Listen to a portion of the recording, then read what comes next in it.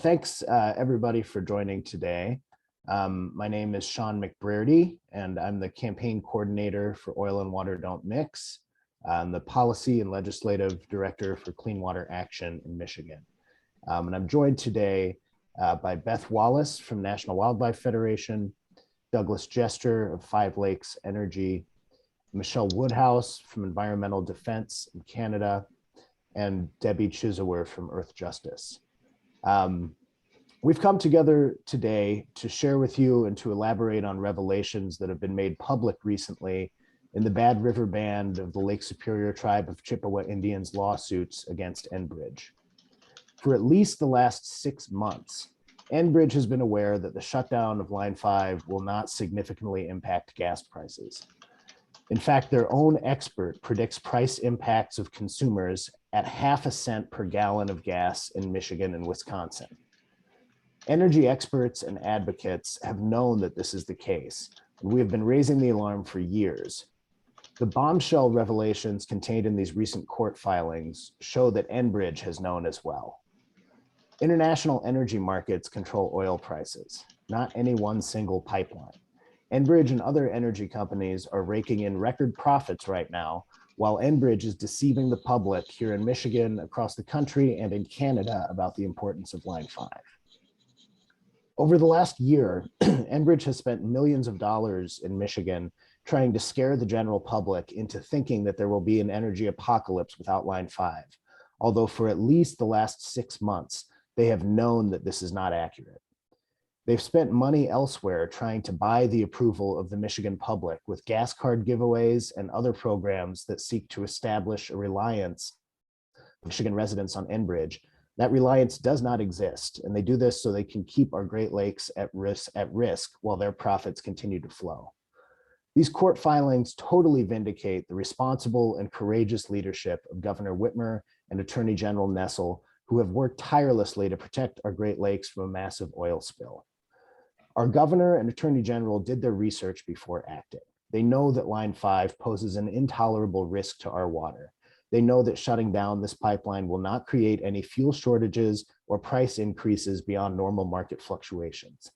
They know that shutting down this old, unsafe pipeline run by a company with a long track record that proves it can't be trusted is the only responsible solution for Michigan. And now I'd like to introduce Beth Wallace from National Wildlife Federation to discuss Enbridge's ongoing record of deception in Michigan. Thank you. Thank you, Sean. Good morning. My name is Beth Wallace, and I'm the Great Lakes Freshwater Campaigns Manager for the National Wildlife Federation.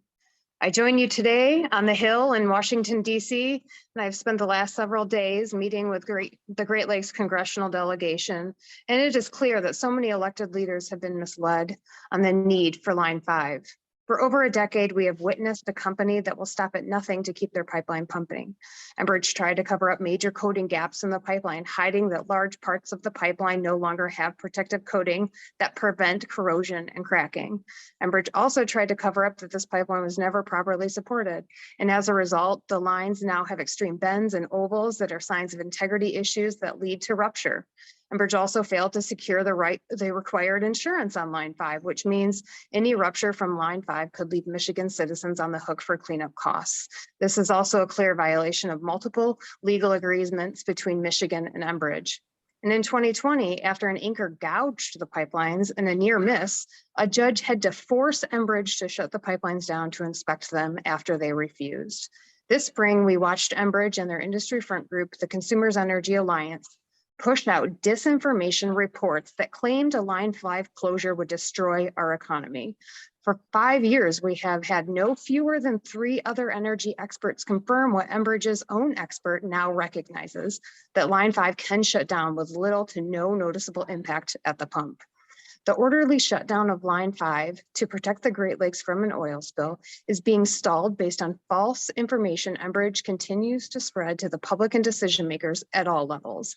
Enbridge is holding the Great Lakes hostage with these straw man arguments that only benefit them. Not only that, we have a company deploying legal attacks to dismantle core state and tribal sovereignty to protect land and water, arguing that they have a right to operate these pipelines until failure. And I'll say this again, Enbridge is trying to dismantle state rights to protect water, drinking water, also they can operate this nearly 7-year-old oil pipeline until failure. That is the actual foundation of their legal attacks against the state of Michigan, as well as the Bad River Band.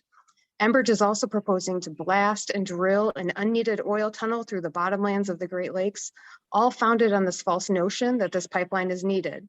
The reality, Enbridge makes $1 to $2 million every day this pipeline operates, and they recorded a nearly $2 billion profit in this last quarter while trying to falsely tie Line 5 as a solution to the Russian war, and they're currently profiting off of this false fact.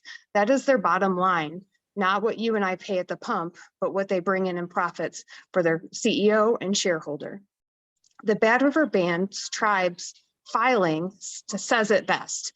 These figures hardly reflect the crisis of a Line 5 shutdown from that Enbridge seeks to portray as established fact. So once again, Michigan and the Bad River Band and the Great Lakes all hold the risk for Enbridge to bring in $2 billion in profit each quarter.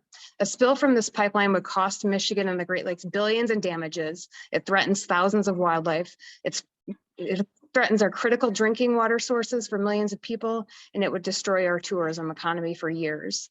President Biden needs to immediately stand with Governor Whitmer to activate the orderly shutdown of this pipeline. Michigan has faced so many devastating disasters because of our failure to act when we knew there was a risk, and we can't let Michigan destroy the Great Lakes, or we can't let Line 5 destroy the Great Lakes. And I am going to turn this over to Douglas Jester, and thank you so much.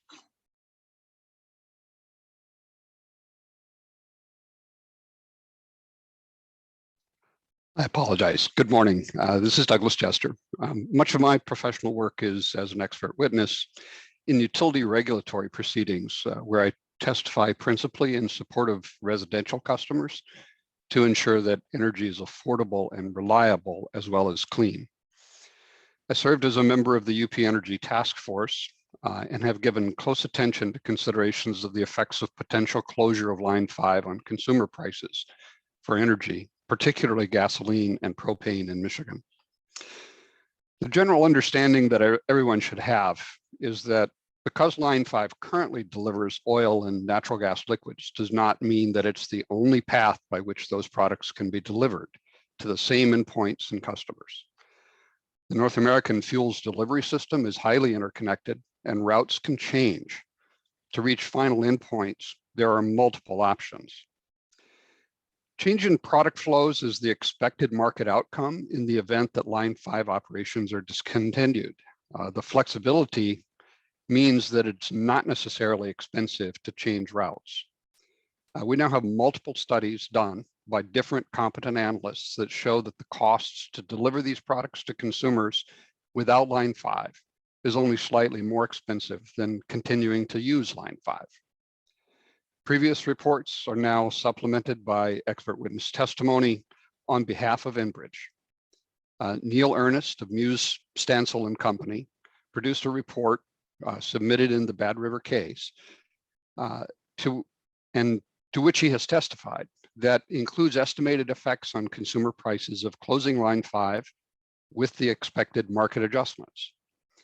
And Mr. Ernest estimates that closing Line 5 will increase gasoline, jet fuel, and diesel prices in Michigan and Wisconsin by about ½ cent per gallon. This estimate is consistent with previous estimates by other analysts. Mr. Ernest also estimates that closing Line 5 will increase propane prices in Michigan by about 9 cents per gallon, which is slightly higher than previous estimates by other analysts. But he also notes that Canada has been developing pipelines from Alberta to the West Coast to send propane to world markets, which is having a much bigger effect on propane prices than would result from closing Line 5. Anyone currently using propane would be smart to start switching from propane, even if Line 5 continues to operate. An unplanned Line 5 supply disruption, such as would happen if Line 5 failed, would create temporary but serious shortages in Michigan. A planned orderly transition from use of line 5 would cause modest cost increases like those estimated by Enbridge's own expert. Future reductions in gasoline demand due to electric vehicle adoption and smart switching from propane to heat pumps will more than make up for the price increases from closing line 5. I'd like to now turn the mic over to Michelle Woodhouse. Thank you, Douglas. Hello, everyone. My name is Michelle Woodhouse, and I am the Program Manager for Freshwater Protections and the Great Lakes at Environmental Defence Canada. And I'm here to talk about what the recent revelations have let the public know, that the gas prices will only be increasing by ½ cent per gallon for Michigan and Wisconsin, and 1 to 2 cents per liter for Ontario and Quebec. And this confirms what others have also said, that multiple analyses have already shown this to be the case, including analysis that was commissioned by and publicly released by Environmental Defence Canada in February of this year. We had an industry expert take a look at the impacts of shutting down line 5, and they found that viable alternatives can be implemented to get the necessary oil to market, and also that increases to gas prices in Ontario and Quebec would be just 2 cents per liter. As Sean mentioned, international energy markets control oil prices, not any one single pipeline, and Enbridge knows this. Fossil fuel companies like Enbridge are raking in record profits while they exploit the current conflict in Ukraine and high gas prices as a means to protect their bottom line and keep Line 5 in operation, despite the threat that it poses to the Great Lakes and the fact that we have other alternatives. But the truth is, Line 5's operation is irrelevant to the issue of soaring gas prices, and the economic impacts of shutting down Line 5 would be negligible. However, a spill from Line 5 would be devastating to the Great Lakes and the people who live here. It would cause disastrous harm to drinking water sources, aquatic ecosystems, such as fisheries, and the overall economic well-being of Indigenous and non-Indigenous residents who depend on these lakes. And studies have estimated that a worst-case oil spill from Line 5 would cause damages between 1.8 to 6.3 billion. And these numbers are conservative as they do not include impacts to Canadian shorelines. It should be clear that when it comes to the operation of Line 5, that the biggest economic threat that we face is actually the threat that it poses to the Great Lakes ecosystem, which we all depend upon for all aspects of life here. And this pipeline can and should be closed as soon as possible. And thank you. And I'd like to introduce Debbie Chizewer now. Thank you, Michelle. Hello, my name is Debbie Chizewer, and I'm an attorney with Earth Justice. Earth Justice and the Native American Rights Fund represent the Bay Mills Indian community, a tribal nation that lived along and has depended on the Straits of Mackinac for centuries and retains treaty-protected access to the waters and lands. Let me be clear, Bay Mills wants Line 5 shut down for good. The Straits of Mackinac is a place of immense spiritual and cultural significance to Bay Mills and a sacred birthplace of the Ojibwe story of creation. Indigenous peoples have cared for these lands and waters for generations, harvesting traditional medicines, plants, and foods, including lake trout and whitefish. Every day that oil flows through the Straits of Mackinac poses a risk of inevitable, irreversible environmental catastrophe. Bay Mills has been fighting this battle against Enbridge and Line 5 for years. Last May, Bay Mills officially banished Enbridge from its reservation. Since then, Enbridge has fought tooth and nail to silence tribal voices, but the tribe will not be silenced. Line 5 is a ticking time bomb for Bay Mills and other tribal nations, for commercial fisheries, and for the almost 40 million people who rely on the Great Lakes for their drinking water. Shutting down Line 5 will have almost no impact on gas prices, but it will speed the inevitable transition to clean energy and protect communities like Bay Mills from the disastrous consequences of climate change. That's why we join Indigenous communities across Michigan who have raised their voices. It's time to shut down Line 5. I'm going to turn it back to Sean now. Yeah, thank you very much, Debbie. And so at this point, we're done with prepared statements. We'd love to open it up for questions from the media. So if you are a member of the media and have any questions, please raise your hand, as we can see Eric has done here. so I can make sure we get to everybody who's asking. So Eric, go ahead. And if you could also just identify your outlet. If you have a question for a specific individual, go ahead and call that out. If not, I can address it to whoever's probably best suited to answer.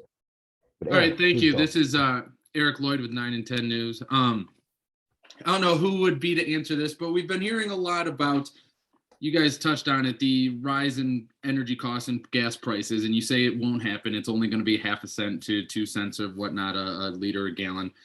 But you also mentioned that these gas and oil companies are taking advantage of the crisis in Ukraine and jacking up our prices. So how would we, if it's the market that decides, how do we know that shutting down line 5, they won't use that as an excuse to stoke fear, to raise prices artificially, even if physically it's only that tiny increase? Well, thanks for your question, Eric. And I mean, you're right. It's kind of extortion by any other name that these companies get away with.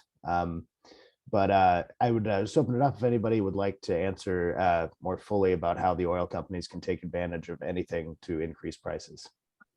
Yeah, I can just jump in to say that Attorney General Nessel has addressed this question and this concern head on. In fact, she said very early on when the governor revoked the easement in 2020 and gave Enbridge 6 months to transition away from line 5 that she would not tolerate any type of price gouging. And so it's something that's very high on the Attorney General's radar for when line 5 is shut down, either through rupture or through the orderly shutdown. And we have to hope that those systems can follow through, but your point is a good one. Great, thanks, Beth. Would anybody else like to elaborate? All right, cool. Danielle, go ahead. Hi, thanks for taking my question. I guess I'm looking for a response as far as because I'm sure Enbridge and supporters of Line 5 would argue that this shows that Line 5 is still the cheapest way to transport these products because it would result in a price increase and that there's never been a spill in the Great Lakes. Could you respond to that? Yeah, so I can take this one. There have been 33 spills on line 5 to date, spilling a total of over 1 million gallons of oil. We've been very lucky that there hasn't been a spill yet in the 4.5 mile stretch of over the Straits of Mackinac. And to the other part of your question, so Enbridge, has been deceiving the public about this. What these documents show, and we'll send out these court documents along with our press release when the press conference is over. What these documents show is that Enbridge has known that price impacts will be around 0.5 cents a gallon. And they have, instead of being honest about that, they've chosen to continue to deceive the Michigan public into thinking there's going to be shortages and giant price increases due to line 5 shutting down. In fact, last year, Progress Michigan sent out a cease and desist letter over some Enbridge advertising that was falsely claiming that gas prices would skyrocket if line 5 was shut down. So this fight's been going on for a long time, with Enbridge taking the position that that they have, and what these documents show is that Enbridge has known the truth the entire time. This isn't the first time they've been caught lying, but hopefully it's the last before action is taken to shut down the pipeline. Anybody If else? I could just jump in, Sean, to address another part of your question. You had mentioned that line 5 is the most efficient, cost-efficient way to move. But when you compare the risk to the efficiency of line 5, there really is it's apples to oranges. The risk is far too great. And many of the alternatives that have been outlined in every single report, whether it be the 3 reports that were commissioned prior to Enbridge's expert report, or whether you're looking at Enbridge's expert report, you're still seeing that this product will end up on some other pipeline systems, even within Enbridge's own network of pipelines. And so it's simply shifting the product to different systems. And Enbridge has capacity in those systems, and they have room to grow out those systems. So this is all rather short-term impact. And if you look at the long-term impact, it becomes far less great. Thanks, Beth. And then I see we have a question in the chat we're going to go to real quick. If line 5 is shut down, there's concern that Enbridge will build another line across Wisconsin, adjoining 4 existing lines. Why wouldn't that happen? Who would like to take a shot at that? Maybe, not to put you on the spot, but Beth or Douglas?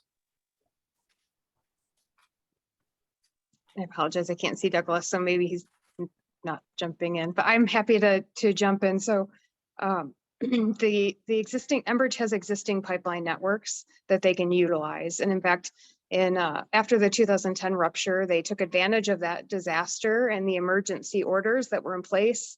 And they obtained the permits needed in order to expand that pipeline, build a brand new pipeline next to the old one that is double in capacity.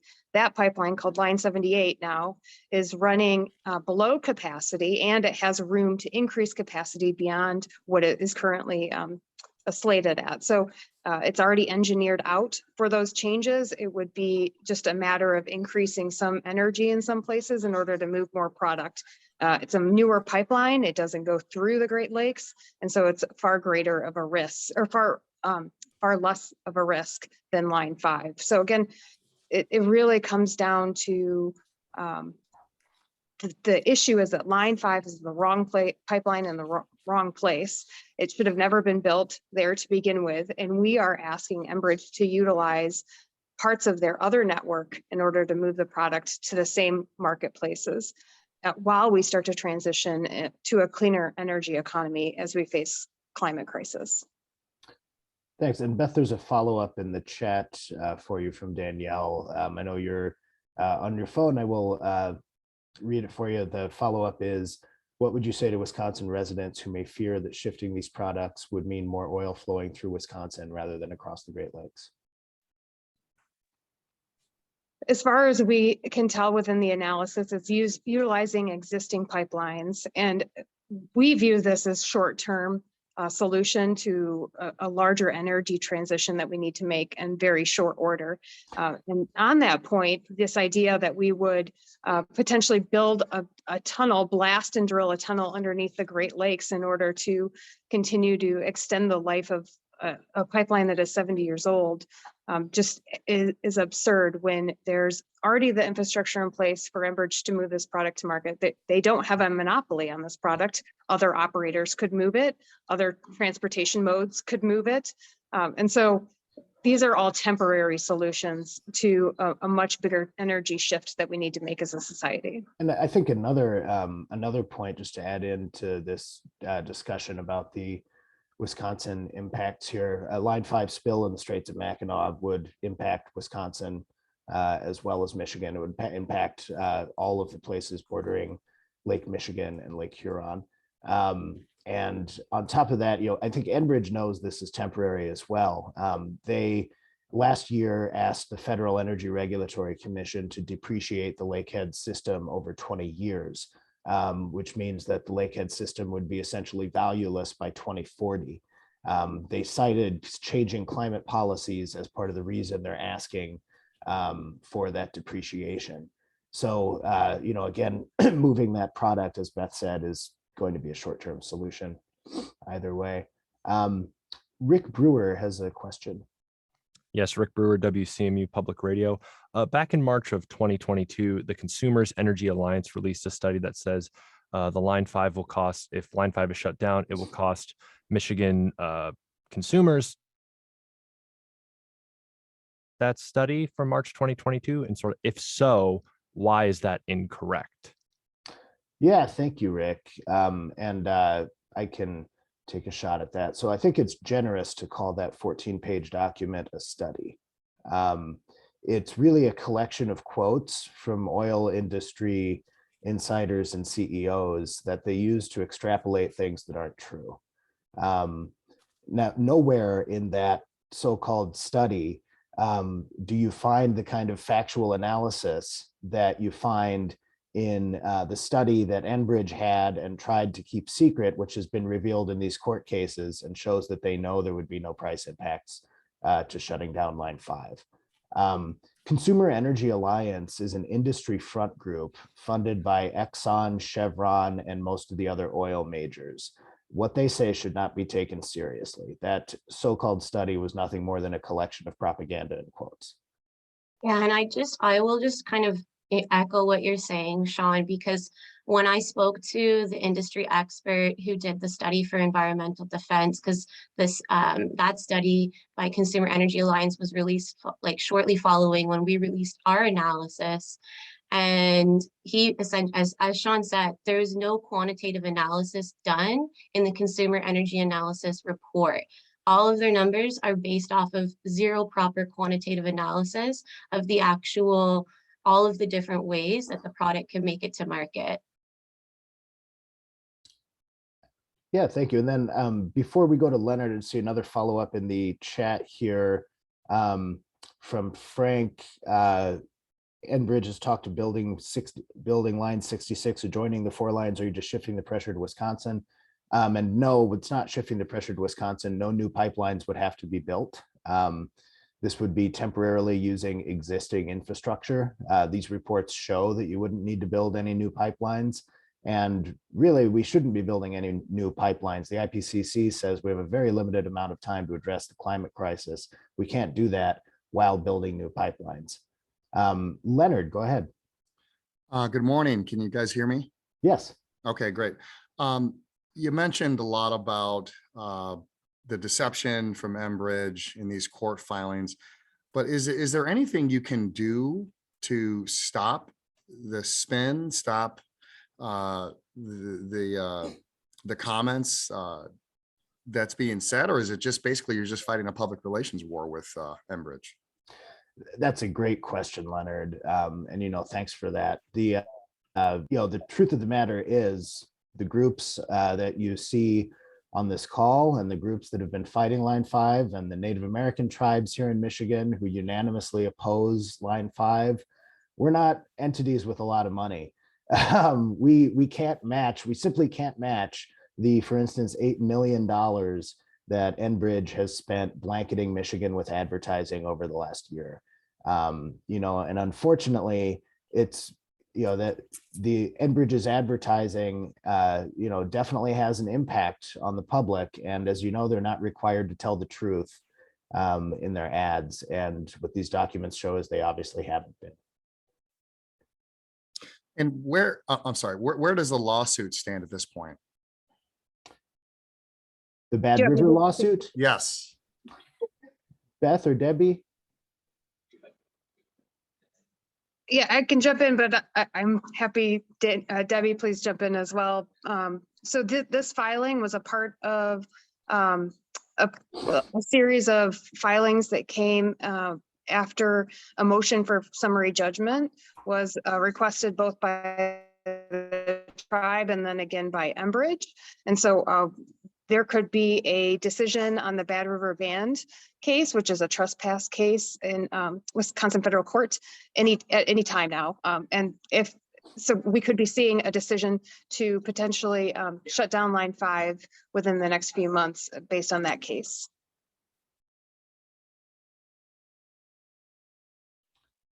I can just add that there are also the pending matters in the Western District of Michigan in the fight between the state of Michigan and Enbridge, and those also have pending motions where we're waiting resolution and determination of the state's power to shut down Line 5.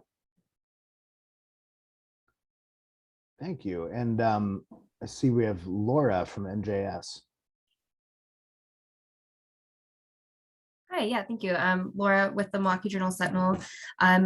In talking, with Enbridge representatives over the past couple of years, they say that pipelines are the only reliable and safe way to transport oil, and they cite, the potential for, accidents with trains or trucks and leaks that way. What are your response with that? I've never seen a train that runs through a fifth of the world's fresh water. Does anyone else have a response? Yeah, I that is an industry talking point that pipelines are the best way to move product. In fact, there is a study that was done by the Pipeline Safety Trust that debunked this idea that rail cars and trucks are more dangerous than pipelines.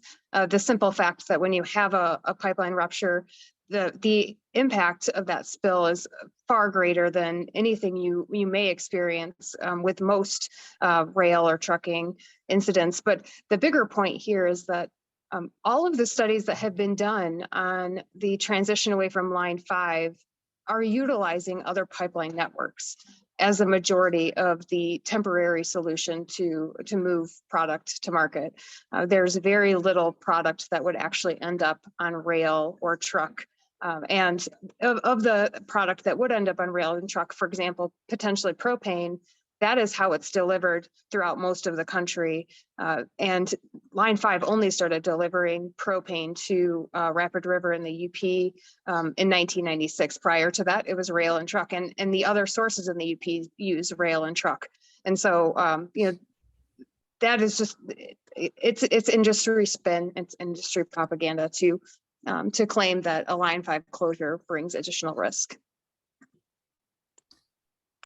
Thank you, Beth. And I think we have time for last question or two, if anybody has any others.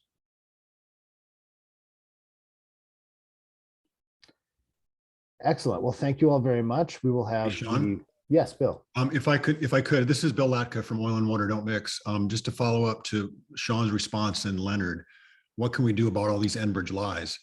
Well, you know, we know that, I mean, Sean said that Enbridge has the money and they've been using it to spread their lies.